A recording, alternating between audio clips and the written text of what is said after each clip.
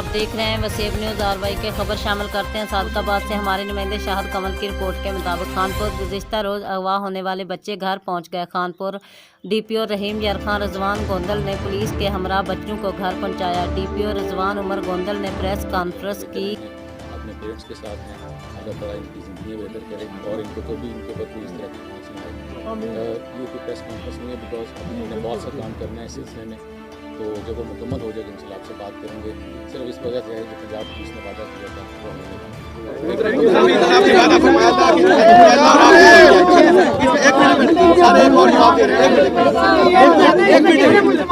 वो ये अभी क्योंकि अभी अरेस्ट टीम्स जो हैं वो बाहर निकली हुई हैं, बाकी लोग भी अरेस्ट हो रहे हैं इस कनेक्शन में।